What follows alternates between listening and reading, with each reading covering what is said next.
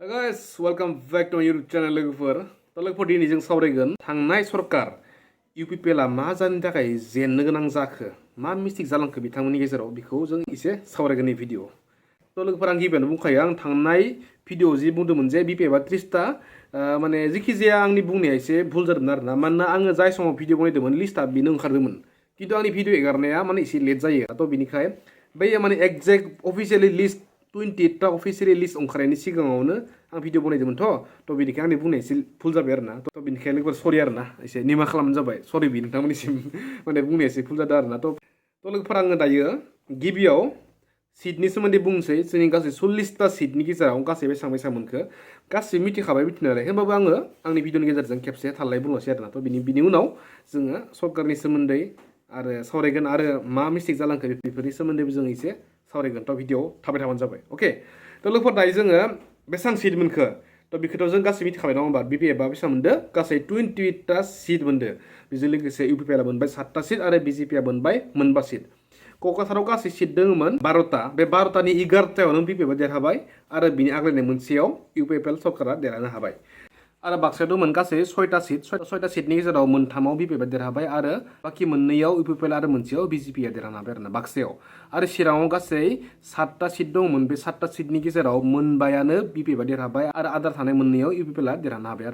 आरो तामुलपुराव गासै मोनबा सीट दंमोन बेनि मोननैयाव BPF आ देरहानो हाबाय आरो बाखि थानाय मोनथामाव मोननै BJP आरो मोनसे UPPL आ देरहानो हाबाय आरो लास्ट जोंनि उदालगुरियाव गासै 10टा सीट दंमोन बे 10टा सीटनि गेजेराव मोनस्नि जायगायावनो BPF आ देरहानो हाबाय आरो बिनि आद्रा थानाय मोननैयाव BJP आरो मोनसेयाव UPPL देरहानो हाबाय आरोना थ' बेबायदि लिस्ट थ' बे लिस्टखौल' गासैबो मोनखाजोब्बाय जानांगौ नङा होमबा माने आंनि भिडिअ बननाया बेसे लेट जाबाय नङा होमबा होमबाबो आङो आंनि चेनेलनि जोहै बेखौ फोसावनाय जाबाय जिहेतु आंनिया थांनायाव बुंनाया एसे भुल जादोंमोन बेनिखायनो बिनि सायाव आङो निमाहा बिबाय नोंथांमोना निमाहा होबानो जाबाय आरोना थ' लोगोफोर आं थांनाय भिडिअ बुंदोंमोन जे गोदान सरकार फैबा दाथ' फैखासिगोन नङा होमबा हाग्रामा सारनि थ' बेयाव आं बुंदोंमोन गिबि माने दैजिं फेस्टिभेल बानायफिननांगौ जाफिननांगौ आरो बेजों लोगोसे जोंनिया मानगोनां जोंनि बर'नि बिफा बड'फानि उपेन्द्रनाथ ब्रह्मनि मोनसे बिराद गिदिर 50 मिटार 100 मिटारनि स्टेचु मोनसे बनायनांगौ होनना बुंदोंमोन आरोना किन्तु बिराद गिदिर मोनसे बुंनो गोनां बाथ्रा थालांदोंमोन आरोना बेनो जाबाय लोगोफोर रन्जन दैमारि सारखौ जेलनिफ्राय बख'नाय आरोना थ' बे मोनसे खामानिखौ आङो BPF सरकारनिफ्राय लुगैयो बेखौ माने दानि गोदान सरकारा खालामोब्ला बिराद मोजां जागोन आरोना मानोना जाय बिथांनि थाखायसो जोङो BTR मोन्दों BTR सुक्ति मोन्दों थ' BTR सुक्ति सान्ति सुक्ति सारेन्डार जाजोबनायाव बिथाङा जेलाव थानो गोनां जादों बिराद माने दुखुनि बाथ्रा सारेन्डार जानायावबो सिज फायार जानायावबो जे जेलाव थाबाय थानो गोनां जादों बे माने बाथ्राया मोजां नङा आरो बाथ्राया थ' बेखौ गोदान सरकारा मावनो हाथारनांगोन थ' लोगोफोर जियानो जायामानो दा फैगौ अक्ट'बरनि 3 तारिख खालि माने गोदान BTC सरकारा जानो थांगासिनो हाग्रामा सारनि सरकारा थ' माने दायो माने सरकारखौ माने जासिगोन आरोना जाखाबाय होननानै हमना लाबानो जाबाय आरोना थ' लोगोफोर दायो जों सावरायगोन माने थांनाय सरकार UPPL सरकारा मा गोरोन्थि खालामखो जे सरकाराव फैनो हायासै बेजों लोगोसे BJP सरकाराबो मा गोरोन्थि खालामखो जे बिथांमोना एसां माने बिथांमोननि एक्सपेक्टेसना बारामोन किन्तु मोनबाल' देरहानो हाबाय मा गोरोन्थि जाथावना बेखौ जों एसे सावरायगोन एसे खोनासंबानो जाबाय आंनि बुंनाया जादों जायाखै नोंथांमोना बुंबानो जाबाय आरोना आंनिख्रुइ नोंथांमोनासो बारा गोरों आंनि बुंनाया जादों जायाखै कमेन्ट खालामबानो जाबाय जायाखैबा जायाखै जादोंबा जादों गासैबो कमेन्ट सेक्सना खुला नोंथांमोननि थाखाय नोंथांमोननि गोसोआ मा बुंनो गोसो बुंबानो जाबाय आरोना थ' लोगोफोर आं गासैबो बुंनो सानजोबा मानोना आङो बिदि पलिटिकेलि बाथ्रायाव आङो हाबनो साना मानोना आङो ससियेल मानसि आं सासे इउटुबारसो जास्ट ना बिदि आं ना UPPL सापर्ट ना BJP सापर्ट ना BPF सापर्ट बेखौ आं सिगाङाव बुंखायो आं जास्ट ससियेल मानसि आं जि नुयो बेखौनो बुङो आं जास्ट सासे बर' इउटुबार ब्लगार आंथ' बिदि पलिटिक्सनि भिडिअ बनायामोननो दासो आं जास्ट इलेक्सननि थौ फैनायखाय बनायनाय जाबाय आरो नैबे लास्ट भिडिअ जानानै फैगोन फैनायालाय फैबाय थागोन लाखायनो जि नुयो जों बेखौनो बनायलांगोन थ' लोगोफोर आङो फार्स्ट UPPL सरकारनि मोनसे फिसा गोरोन्थिखौ आङो हमनो हादों आरोना थ' बे गोरोन्थियानो जाबाय लोगोफोर जोंनि BTC आव मथा मथि 3 लाख 4 लाखसो इयुथफोर दङ जाय 3rd ग्रेड 4th ग्रेड बिदि एप्लाइ खालामदोंमोन जिखि जाया जि एप्लाइ जाबाय थायो नङा होमबा जि फैबाय थायो साख्रिफोरा थ' जिखि जाया 3 लाख 4 लाख 5 लाखसोआनो इयुथ दङ जाय 18+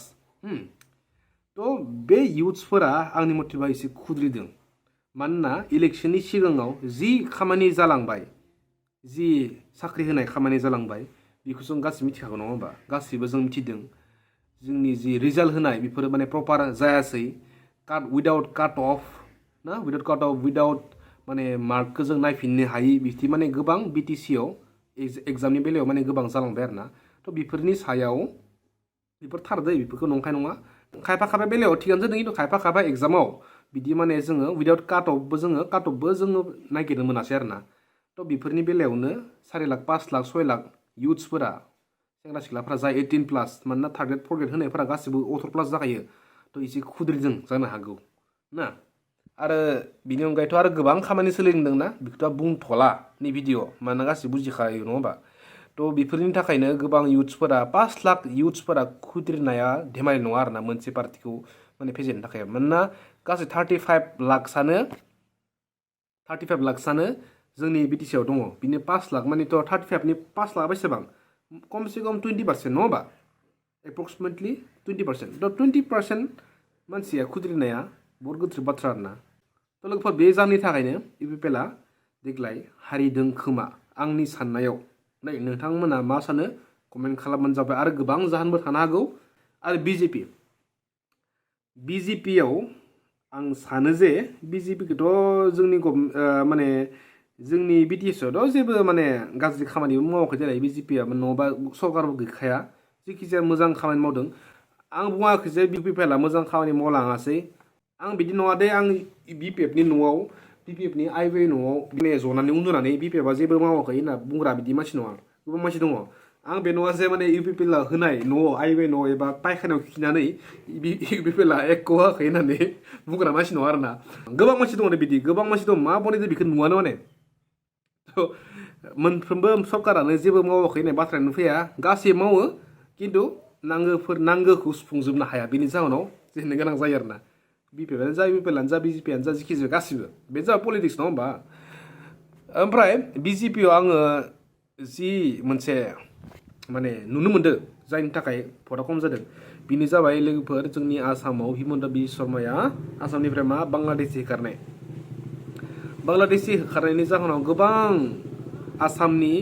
मुस्लिमफोरानो दुखु मोनदों खोमा मानोना मुस्लिमा थैजों सोमोन्दो दङ नंगौ नङा बांलादेशि मुस्लिम होखारनायाव जोंनि थाखाय साला साप्रि दंलै जों गामियाव खानैसो ओमफ्राय बांलादेशि मुस्लिम होखारनायाव जोंहा जेबो लस जायाखै जोंनि थाखाय बिराद मोजांनि बाथ्रा खिन्थु मुस्लिमफोराबो बुंदों बेखौ जोंनि थाखाय मोजां बाथ्रा खिन्थु मुस्लिमनि थैया बांलादेश हादरजों जेबो सोमोन्दो गैया थैयानो मुस्लिम मिन्स बांलादेशिया मुस्लिम जोंनि आसाम नोंसोरनि न' खाथियाव जाय मुस्लिम दं बे मुस्लिम गोसोआ बांलादेशनि मुस्लिमखौ बुबाबो बिसोरनिया माने गोसोआव नाङो आरोना थ' बे जाहोननि थाखाय इसोरखौ होखारदोंब्लाबो बांलादेशफोरखौ होखारदोंब्लाबो जिहेतु मोजां खामानि जोंनि गभर्नमेन्टनि थाखाय बेस्ट खामानि बियो आंनि साननायाव होमबाबो दुखु मोनदों आरोना माबाफोरा मुस्लिमफोरा थ' बे जाहोननि थाखायनो जानो हागौ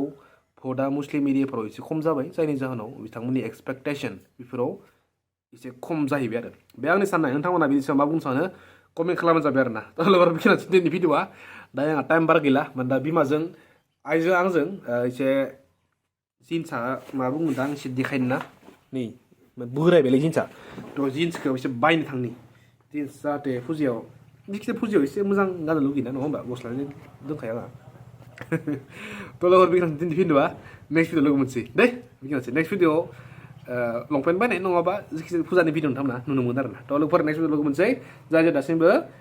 चेनेलखौ साबसक्राइब खालामाखैमोन खालामबानो जाबाय आरो आंनि बुंनायाव मा भुल जादों आंनि बुंनायाव राइट ना रं नोंथांमोना कमेन्ट खालामनो हागोन अके थ' लोगोफोर बेखिनियानोसै दिनैनि भिडिअआ बाय बाय